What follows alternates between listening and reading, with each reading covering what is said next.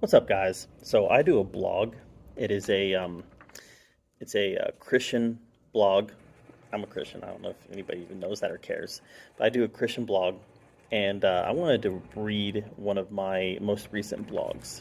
Now, this one is not a faith-based blog. This is one of my few ones that I've done that are not faith-based. This one is based on Jaws. All right, here we go. Why Jaws is not a shark movie. Let me read it. I'm just going to read it word for word. All right. Today's blog isn't about faith, but it's one that I thought about, and it means a great deal to me. Don't worry, I'll be back to writing about my faith and my experiences as a Christian soon. But today I'm writing about the 1975 masterpiece Jaws. Jaws is my all-time favorite film. Being a movie that came out in 1975, it predated my birth by about 5 years. When I was little, my parents had one of those floor model tube televisions. For those who are wondering, it was a colored TV, even though I have owned black and white TVs in the past. The television network USA used to do a Sunday night movie, and when I was 5 years old, USA showed Jaws as their Sunday night movie. I guess it should have frightened me, but it didn't. Jaws is a bit of a slow burn, so I suppose I should have gotten bored by it. But I didn't. I was hooked. I can still remember the scene near the end when the shark comes crashing through the window of the Orca. He's greeted by a very frightened Chief Brody and an air tank. By the time Brody was telling the shark to smile, I was thrilled, and the movie has continued to thrill me to this day. In fact, Jaws is the one movie that I watch several times a year. I've always analyzed every scene of this movie. I have a passion for it. Because of this passion, I suppose I get a little annoyed when I hear someone refer to Jaws as a shark movie. Oftentimes, I'll hear critics ranking their favorite shark movies. Jaws will always be sitting at the top. Of course, Jaws is going to be sitting at the top of a list of shark movies. That's because it's not a shark movie. It's more than that. In simplest terms, Jaws is a character study of three very different men who are forced to come together to battle nature. Jaws is no more a shark movie than Life of Pi is a lifeboat movie. No, Jaws is about overcoming. The shark just happens to be the obstacle. Take Brody, for instance. Embodied by Hollywood tough guy Roy Scheider, in this film Scheider plays against type and plays a rather passive police chief. He's left New York to get away from the violence. He's a good man, but he has a habit of allowing others to tell him what to do. From Mayor Vaughn to the people in the town, it's obvious that that he is there to be a doormat for others. To make matters worse, he's living on an island that has an intense fear of water. This made him relatable. A lot of people have fear of the water. If Jaws were made today, I don't think it would have the nuance that this movie had. In fact, I would bet that Brody's fear would be of sharks. Maybe he had an experience when he was a child. Maybe he lost a loved one in a surfing accident. The fact that if Jaws was made today, everything about Brody would be on the nose. But instead, it was made in 1975, and we have a real person, a reluctant hero who's the perfect man for the job but doesn't want the job in the first place. His vendetta against the shark comes from guilt.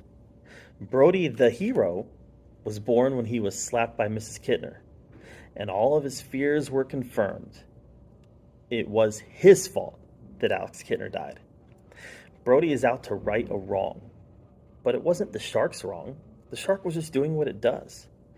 Brody is out to right his wrong, and that wrong was not sticking to his guns and closing the beaches after Chrissy was killed. Next, we have Matt Hooper. Hooper is young. He's idealistic. He loves sharks. He even says as much when he's having dinner at the Brody home. He loves them. Hooper is also an expert on sharks. It's emphasized several times that he's college educated and he knows his stuff. He even paid a great deal of money to study sharks. Again, the movie goes out of its way to tell us that he's very wealthy and makes a lot of money studying sharks. He's an expert. And when Hooper leaves on the Orca with Brody and Quint, he quickly learns that he doesn't know everything, and he just might be in over his head. There's a humbling of Hooper that happens in this movie, and most of it happens before he ever even gets into the cage. If Jaws was made today, Hooper would almost certainly be a liberal hippie, probably a black guy, almost certainly a member of the LGBTQ community, and a PETA supporter. That's the type of on-the-nose casting that we would get from Hooper today.